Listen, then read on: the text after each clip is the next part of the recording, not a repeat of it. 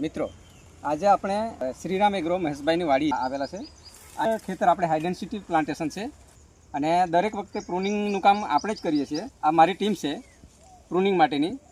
નિયમ પ્રમાણે કટિંગમાં કે પ્લાન્ટેશન કેટલા ફૂટનું છે તેના પર ડિપેન્ડ હોય.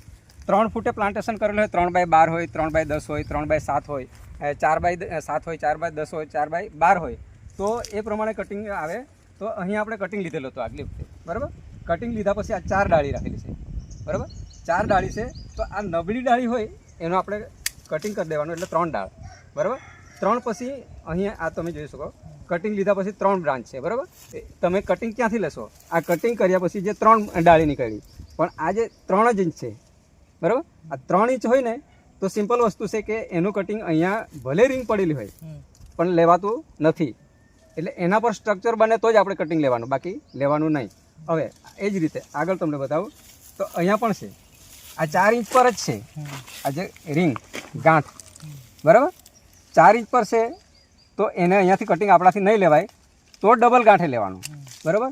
પણ તમને બતાવું આ રીતે 5, 6, 7, 8 ઇંચની હોય ને તો એને આપણે અહીંથી લઈ લેવાનું.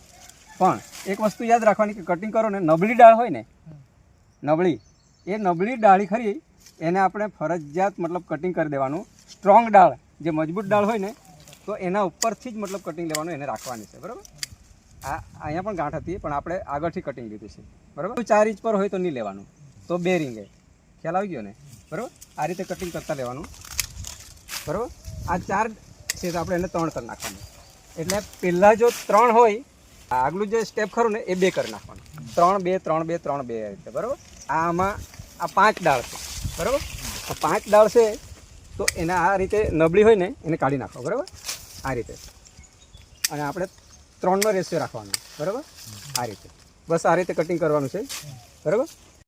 મિત્રો બીજી એક અગત્યની માહિતી કે આ અંદર જતી ડાળીઓ ખરી ને એ તમારે કાઢી નાખવાની હોય, કારણ કે સૂર્યપ્રકાશ જે ખરો એ દરેક ડાળી સુધી પહોંચવો જોઈએ. વધારાની ડાળી હોય એને કાઢી જ નાખવાનું, આ વચ્ચેની ડાળ, બરાબર. એટલે ઉપરથી જે પણ સૂર્યપ્રકાશ મળશે એ દરેક ડાળીને. બીજી વાત કે નીચે જતી ડાળીઓ હોય ને, આ નમેલી ડાળી હોય ને, બરાબર, એને શું કહે કે વિચારવા વગર કાઢી નાખવાનું, બરાબર. હા, આ નીચે નમેલી ડાળી એને કાઢી નાખવાનું, એ પાછળથી પણ નુકસાન કરશે, બરાબર.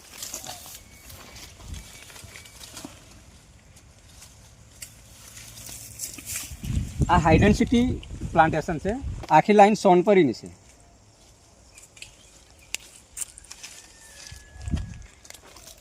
આ તમે જુઓ સોનપરી કેટલી જબરજસ્ત કેરી છે, ક્વોલિટી તમે જુઓ. અત્યારે પણ વજન કરો તો આ કેરીનું વજન ઓછામાં ઓછું 500 ગ્રામ આરામથી થઈ જાય. આગળ તમે જુઓ આ જુઓ સોનપરી કેરી. હા,